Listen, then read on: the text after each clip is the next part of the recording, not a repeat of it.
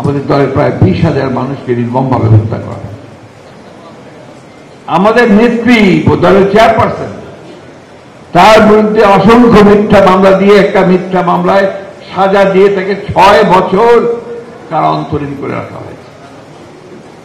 আমাদের নেতা যারা তারেক রহমান সাহেবকে মিথ্যা মামলা দিয়ে তাকে নির্বাসিত করে বিদেশে পাঠিয়ে দেওয়া হয়েছে। এগুলো সব ঘটনা সত্য। বলছি এই জন্যে যেগুলো কোথায় বলা প্রয়োজন, না হলে ভুলে যাই আমরা। সেই জন্যই আমি আবার এটাকে রিপিট করলাম। আমরা 3 দিন আগে একটা প্রেস কনফারেন্স করেছি। আমার মনে হয় আমাদের সাংবাদিক বন্ধুরা নিশ্চয়ই এই কথাটা মনে করবেন। আমাদের সাবজেক্টটা ছিল যে একটা পত্রিকায় উঠেছিল যে বিএনপি সংস্কারে বাধা দিচ্ছে।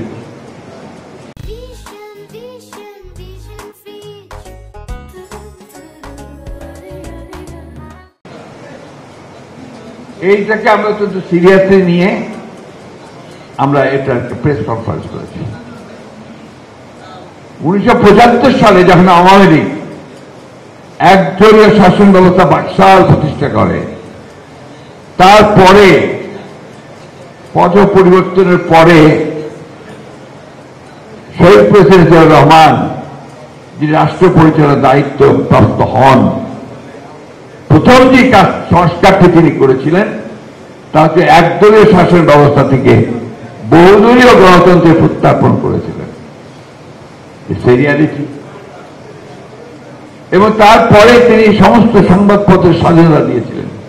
তার আগে 52 সালের সময় মাত্র 4টি পত্রিকা সরকারের নিয়ন্ত্রণে ছিল, সেটা ছিল, বাকি সব বন্ধ। তখন আপনাদের অনেক কালিগরা সেদিন বায়তুল মোকাররমে হকারের কাজ করেছে। আপনারাই বলেছেন এসব কথা। উনি খুলে দিয়েছেন। অর্থাৎ পলিটিক্যাল যে স্ট্রাকচার, সেই স্ট্রাকচারটাকে তিনি ডেমোক্রেটিক করেছেন।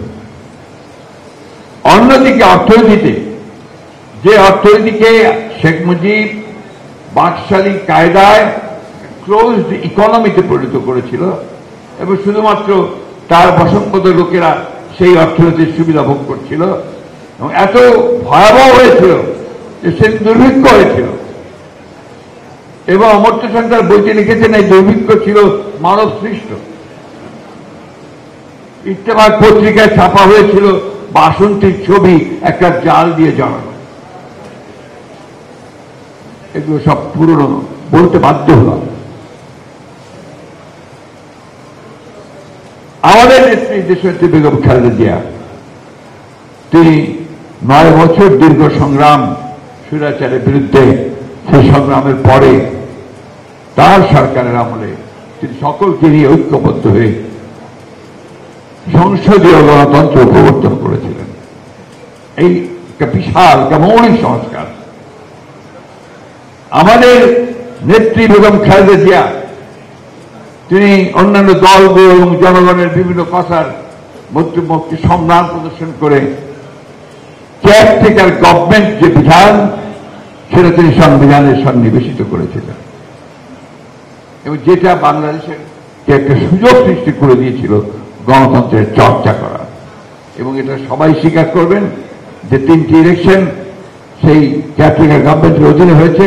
সেই 3টি ইলেকশনে ছিল সবচাইতে ভালো ইলেকশন, এবং নতুন একটা সুযোগ একটা সৃষ্টি হয়েছিল গণতন্ত্রকে প্রতিষ্ঠানিক রূপ দেওয়ার এবং অর্থনীতিকে আপনার মুক্তবাজার অর্থনীতির দিকে নিয়ে যাওয়ার। এই সংস্কারগুলো বিএনপি। ভ্যাট আরোপ করেছিলেন আমাদের অর্থমন্ত্রী সাইফুর রহমান সাহেব, প্রচুর সমালোচনা হয়েছে। এমনকি আমাদের ওবায়দুল সাহেব প্রথিত যশা সাংবাদিক হলিডে পত্রিকায় লিখলেন, হেডলাইন লিখলেন, 1 man demolishes